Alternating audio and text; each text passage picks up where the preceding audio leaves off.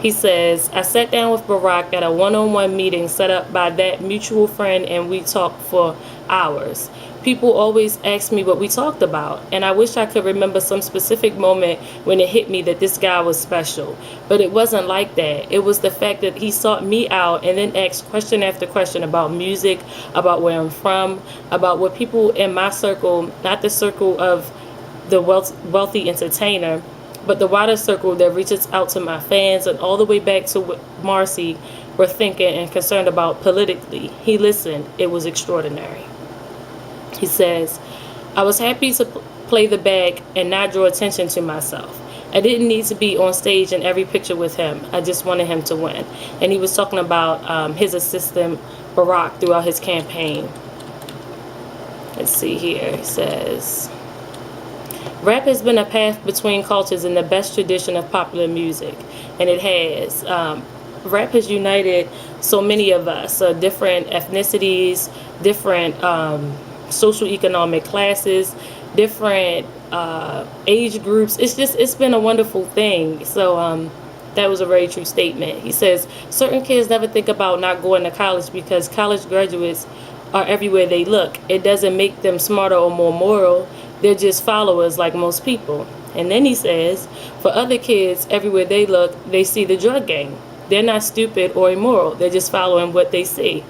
And I love that quote so much because it really shed light on the fact that people are just followers, most people, and they do what they see. If they see their aunt is a nurse and she's the one in the family that's been making the most money for however many years, then it's not that it may not be that they want to be a nurse, but they just want to be able to do things and provide well for themselves like everybody else. So they decide they want to be a nurse. And that's what happens with a lot of young guys. You know, they see the men in their families and in their lives may be hustlers, and they're the ones who are making the money. So they're like, okay, I'm going to hustle too. But maybe if their father was a doctor, they would have went off to become a doctor or a lawyer or engineer or whatever the case may be. So here he says, my life has been more poetry than prose, more about unpredictable leaps and lengths than simple steady movement, or worse, stagnation.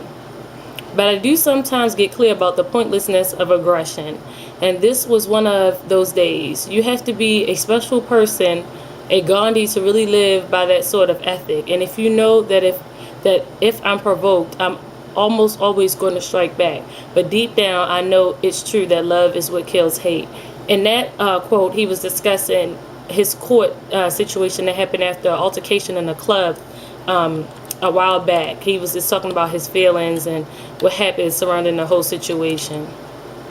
And then he said, even when the men weren't around us, their blood was pumping inside of us, their DNA programming our moves. No matter how far away we were from our fathers physically, we were biologically inseparable, genetically intertwined. And to the degree that biology and genes determine your fate, our destinies are irreversibly linked. And I thought that was beautifully written and so very, very true.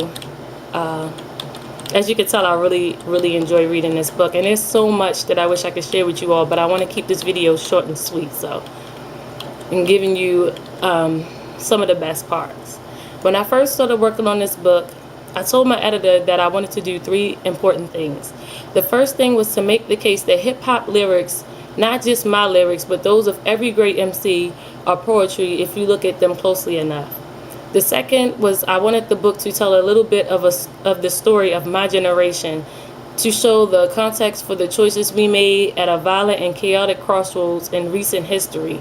And the third piece was that I wanted the book to show hip-hop created a way to take a very specific and powerful experience and turn it into a story that everyone in the world could relate and feel. When I was the CEO of Def Jam, one of my initial signings was The Roots. When I sat down with Questlove to talk about their new album, I told him, don't try to give me a hot radio single. That's not who you are. Worrying about making a great album from the first cut to the last, a great Roots album. You can't fake whatever the current trend is if it's not you, because it's not. And I thought that was important to note, that he was allowing the artists under him to be themselves and to thrive and make the music that they enjoy making and still be their authentic selves, because so often in the industry it seems like people are pushing different artists to be so much like whatever's hot at the moment. But he really gave the Roots, when they came to Def Jam, that space to just create and do what it is that they do, and they make great music.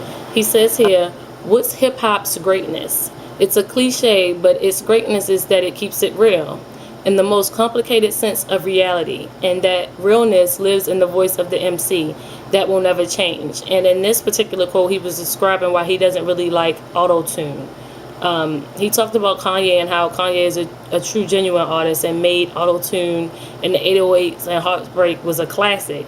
But he believes that the greatness of hip-hop is in the MC's voice. And so, and that's real. And so that's what he likes to hear, I guess. And he says, I loved all music, but Michael Jackson more than anyone.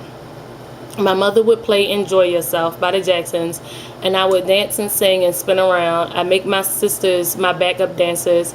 I remember those early days as a time that shaped my musical vocabulary. I remember the music making me feel good, bringing my families together, and more importantly, being a common passion my parents shared.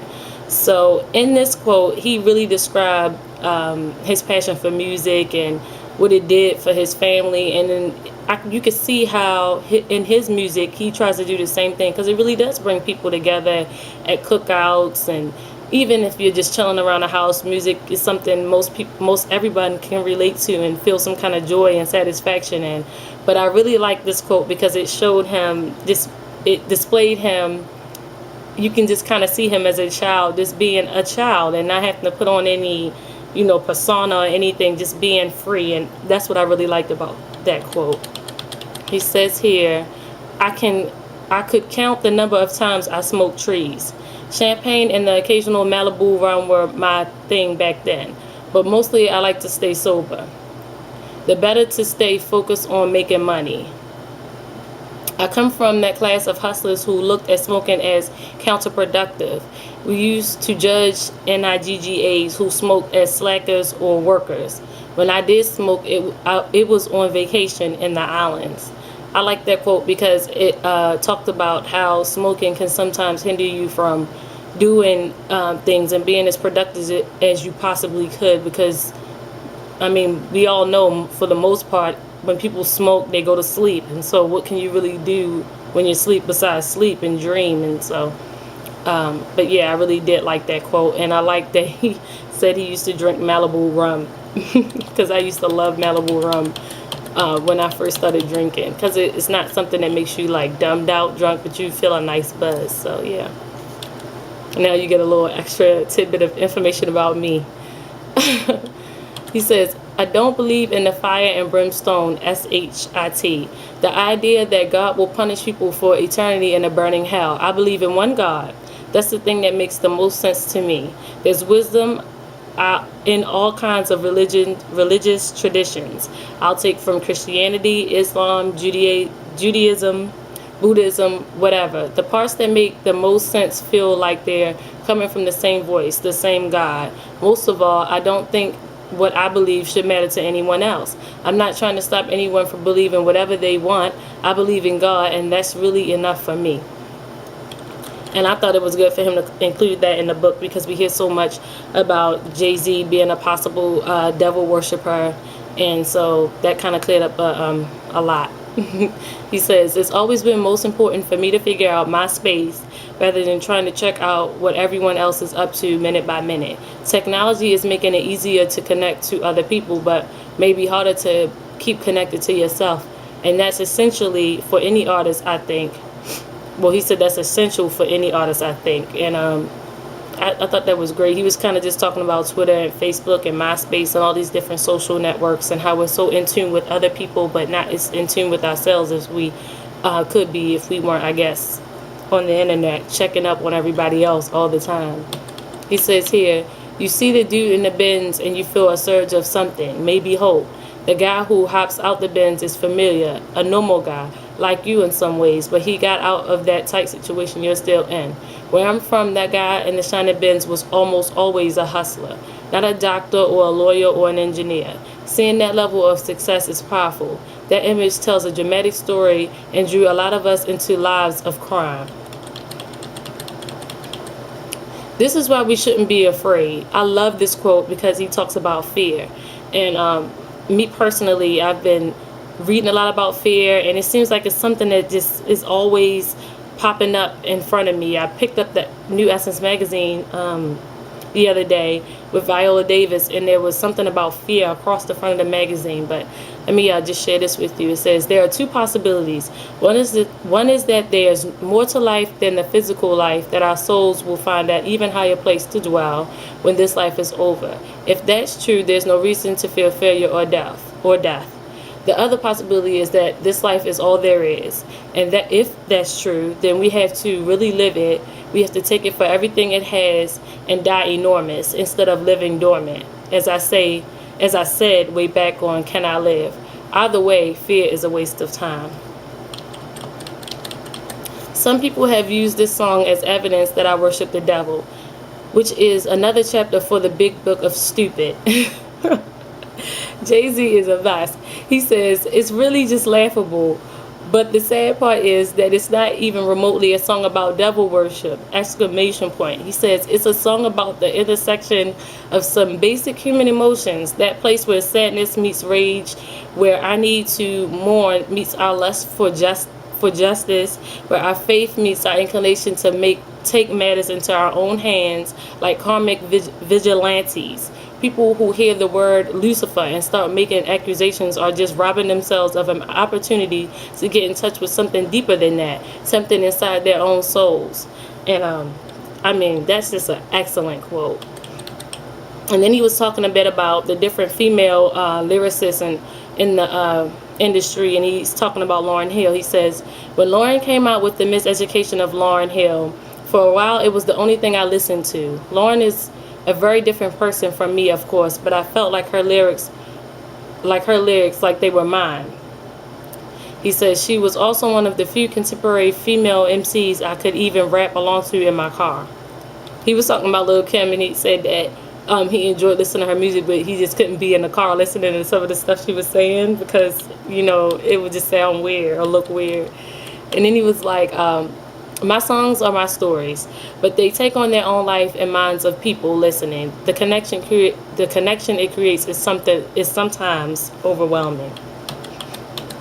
He said the body of work you create is like the future of your past. It's the thing that tells people who you were even after you're gone.